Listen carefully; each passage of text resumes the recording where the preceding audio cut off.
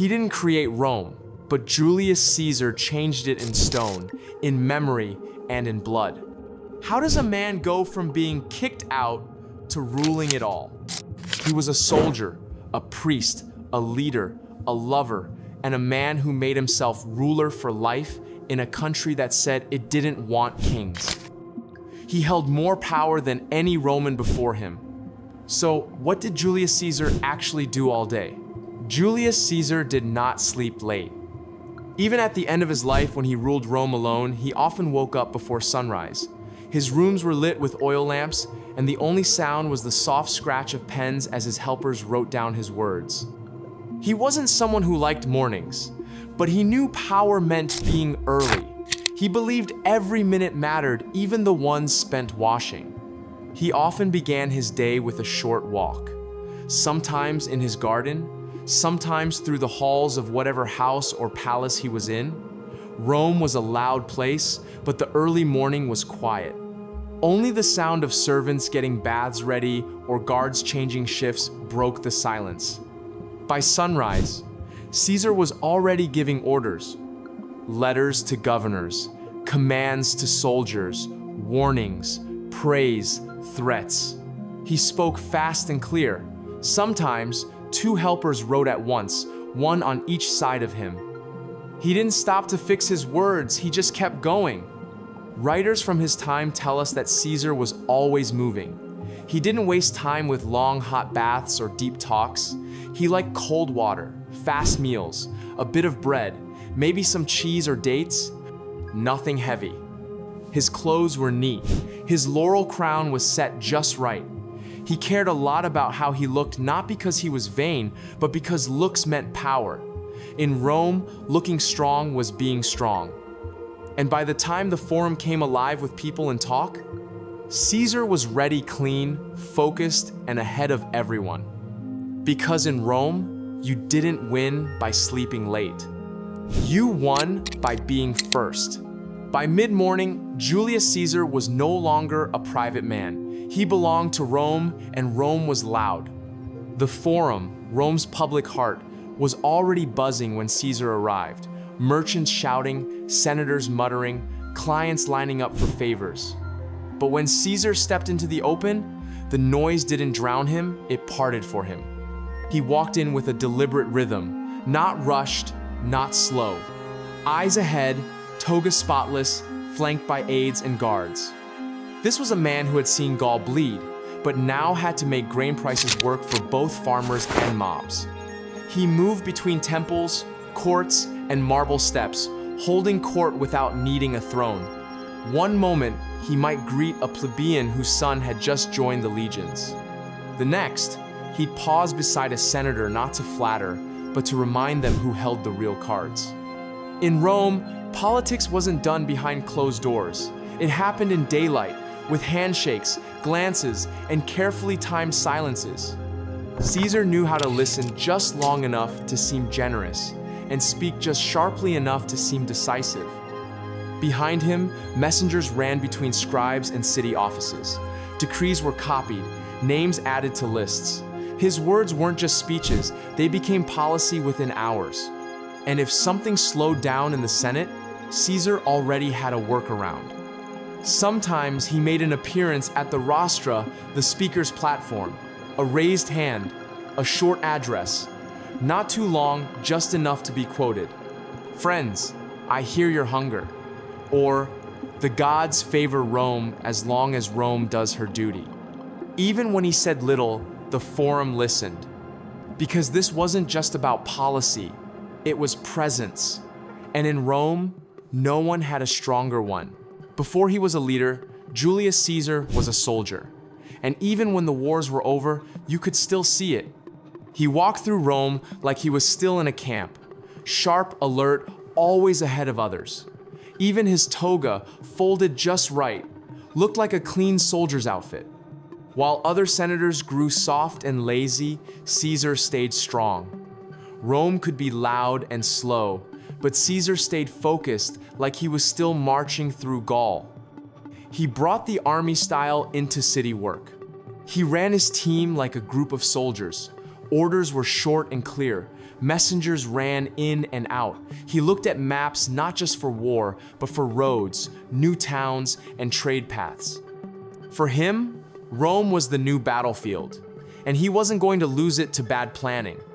Still, he knew city politics was different.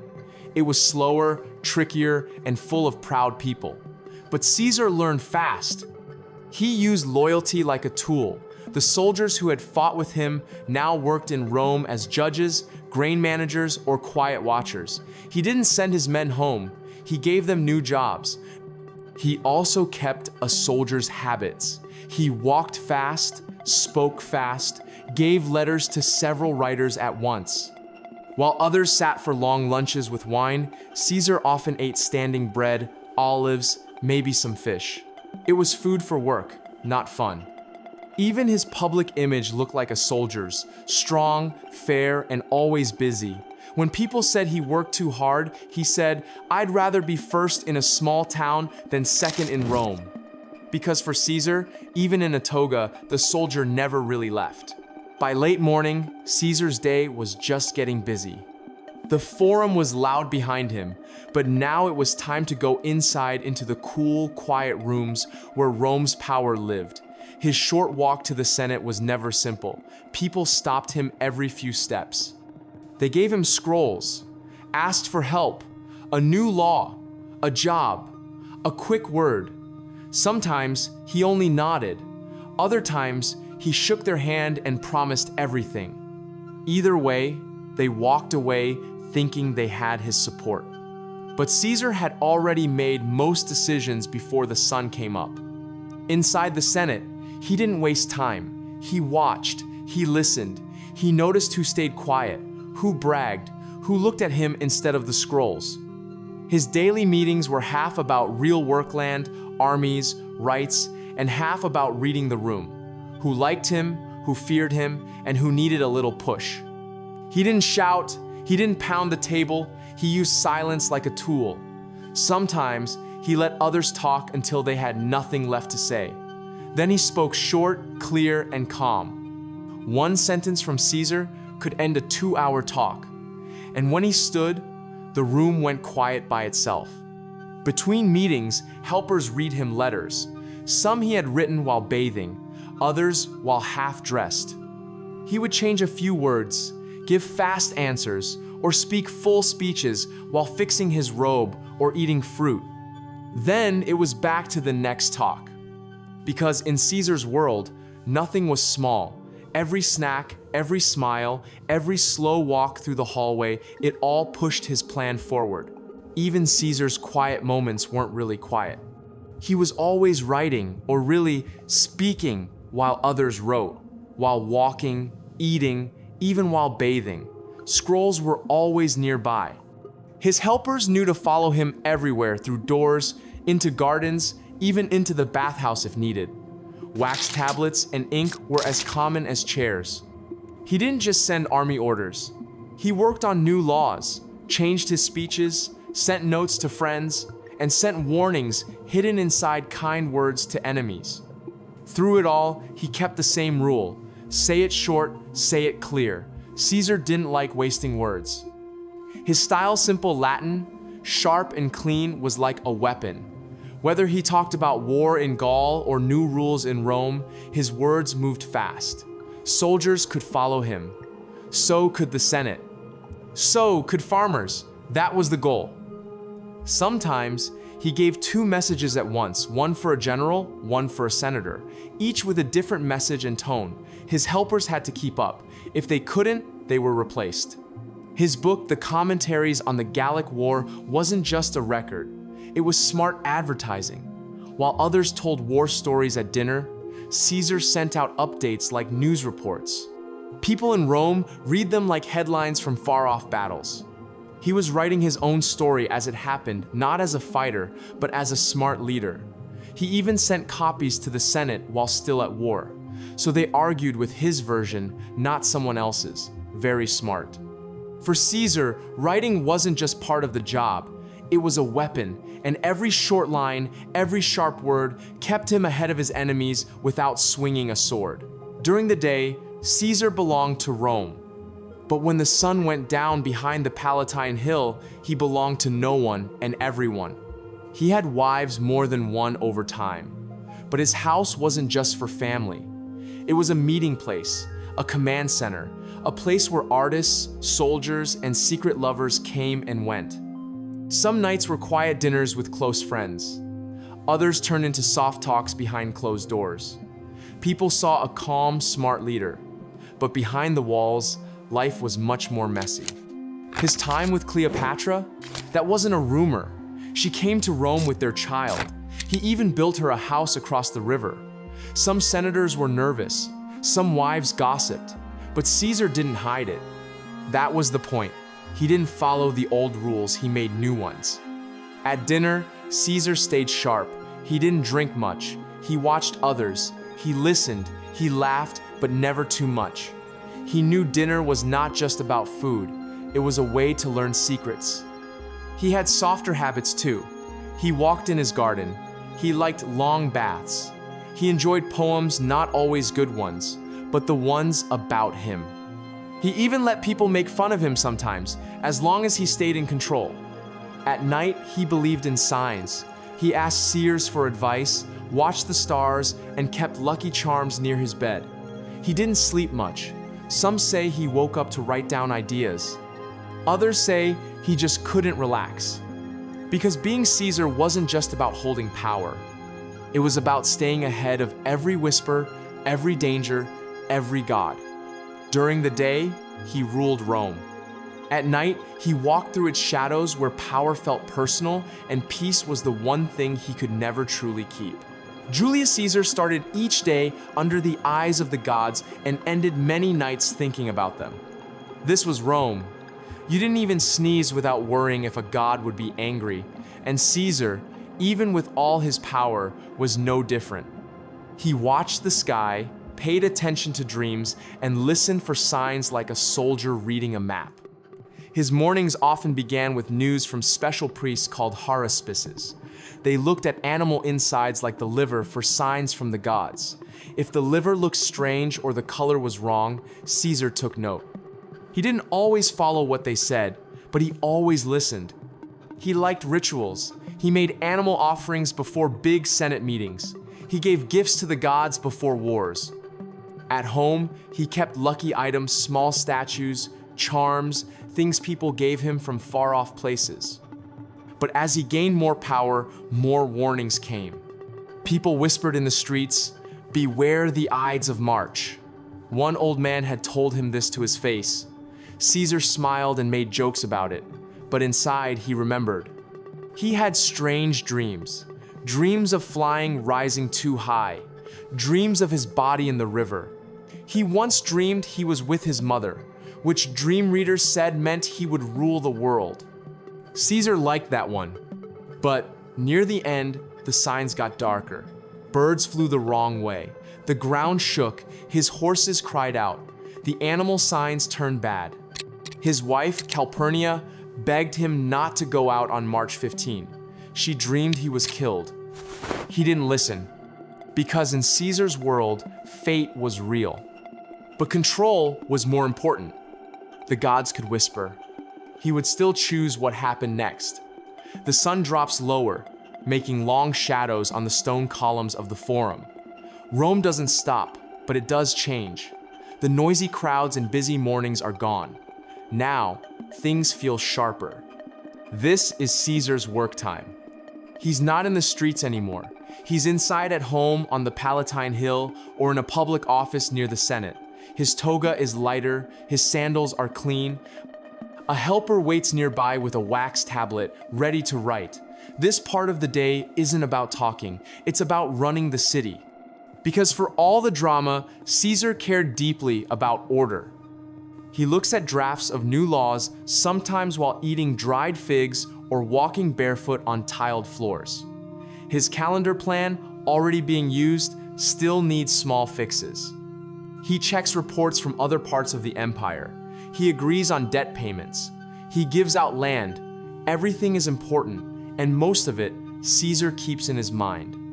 He gives orders fast. He doesn't repeat himself. His writing style is short and strong, no extra words, just power on paper. Outside, Roman workers keep moving, builders finishing temples, soldiers waiting for orders, map makers checking roads. Inside, Caesar bends over a map of Gaul. He draws a line, sends a rider. A governor will wake tomorrow with a new plan. This is leadership like war. Others dream of statues and cheers. Caesar builds his memory in laws and action. What he decides today will last far into the future. By the end of the day, the sky grows dark. Lamps are lit. There's still time for one more meeting, one more rule, one more name added or erased from a list. Even when Rome is quiet, Caesar works like the battle never ended. March 15, 44 BCE. The day starts like any other. Caesar wakes up early. He doesn't sleep much now. There's too much on his mind. Outside, the city is already busy. Sellers opening boxes, guards changing places, horses clapping on stone streets. But inside his house, it's quiet. His wife, Calpurnia, wakes too. She looks scared. She had a bad dream, something about blood on Caesar's clothes, a statue crying red. She begs him not to leave, just for today. He listens. He waits. For a few hours, he stays home. He even tells someone, cancel the Senate meeting. But then a friend comes, Decimus, someone Caesar trusts. He laughs a little. Are you really staying home because of a dream? He warns Caesar, the Senate is waiting. People will think you're afraid. That's all it takes. Caesar stands tall. He gets dressed. He puts on his sandals. The day moves on. By mid-morning, he's being carried through the streets in his litter. Past temples, past crowds, toward the theater of Pompeii where the Senate meets today. On the way, a man named Artemidorus steps forward. He tries to hand Caesar a scroll. It's a warning, he says. Caesar takes it, but never opens it. He walks up the steps. The Senate waits inside.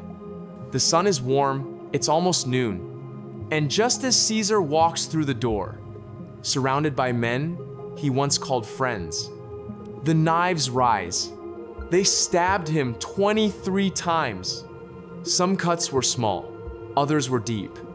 One hit his chest and stopped his heart. But for a few long seconds, Julius Caesar stayed standing, shocked, surrounded, and betrayed.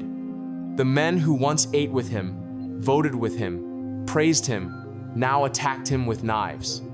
Brutus, Cassius, Decimus, names he knew, faces he trusted. At first, he tried to fight, but as the circle of men closed in, he pulled his toga over his head, a final act of pride.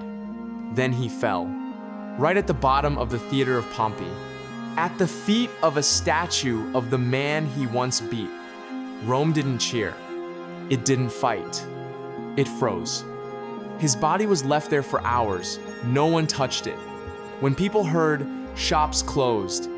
Senators ran. Citizens cried, or watched, or whispered. Mark Antony, his closest friend, tried to stop the panic, but it was too late. They held a public funeral. Not quiet, but burning. Caesar's body was placed in the forum. When Antony spoke, the crowd changed. Sadness turned into anger. People threw fire on the funeral pyre, broke benches to feed the flames, and shouted his name. Rome burned for Caesar. And in that fire, something new began. The Republic, already weak, broke. Civil war came back. And a young man named Octavian, Caesar's chosen son, stepped forward to take his place. The calendar changed. The Senate changed. The empire was born. But none of that was planned for March 15. To Caesar, it was just another day. A speech, a vote, a meeting, until it became the most famous meeting in Roman history. Julius Caesar didn't just build an empire. He filled each hour with power, pressure, and purpose. But what part of Caesar's day surprised you the most? Tell us in the comments, and if you want more stories that look past the legend and into the real life, don't forget to like and subscribe. More daily routines, more history, more true lives behind the myths.